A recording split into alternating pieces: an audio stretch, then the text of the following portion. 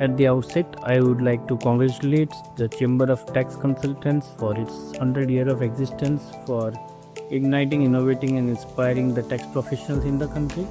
It has played a pivotal role in formulating the advocacy for progressive taxation along with the government, as well as implementing the same. I am Hiral Raja, Associate Vice President, Accounts, Taxation and Shared Services in Asian Paints. I have been closely working on various mergers and acquisitions within the company.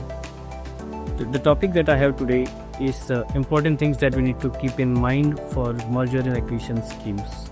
First and foremost is the rationale of the scheme. The rationale of the scheme needs to be clearly articulated to establish the benefits and the advantages that it has for its various stakeholders.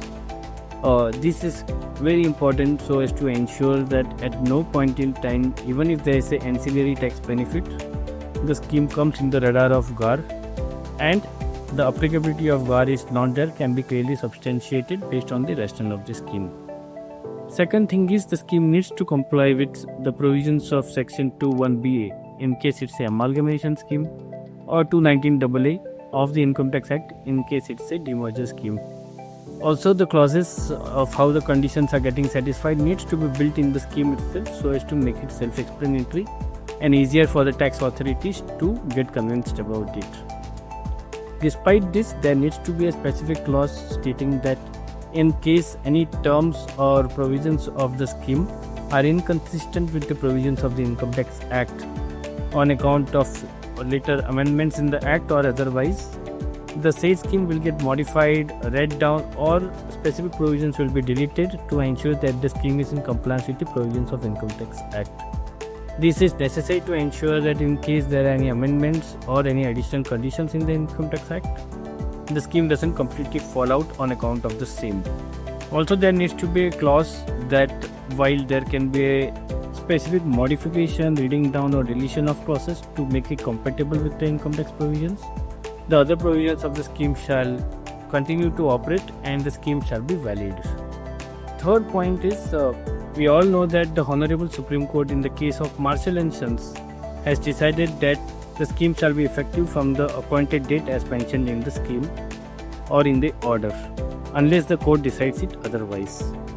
Now, while there needs to be specific clauses highlighting that how the scheme would operate from the appointed date in the scheme itself, there are certain acts wherein there are specific provisions which works otherwise.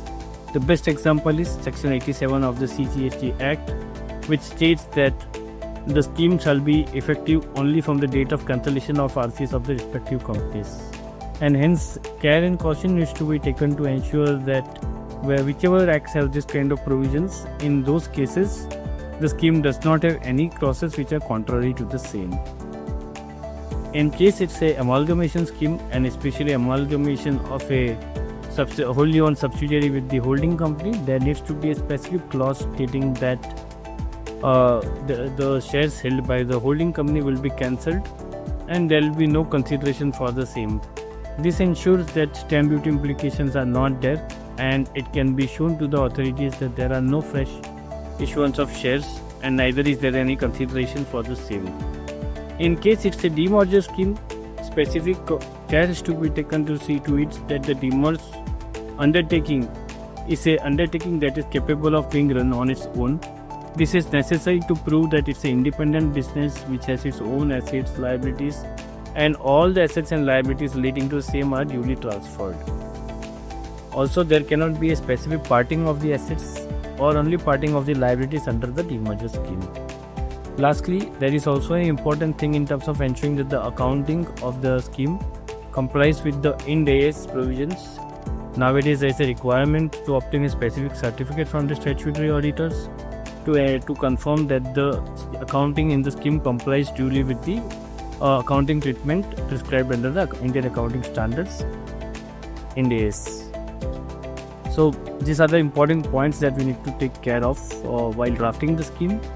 Now, despite drafting the scheme holistically, in case the department takes a view that they want to raise any specific objections to any of the tax benefits, then a view can be taken in the court that department can consider those in the respective assessments and for that, considering the larger benefit of the rationale of the scheme, the entire scheme need not fall out, and the scheme still needs to be approved by the Honorable NCLT. So these were some of the points that I wanted to express. Stay tuned for more such Gyan Short Form Cities. Thank you.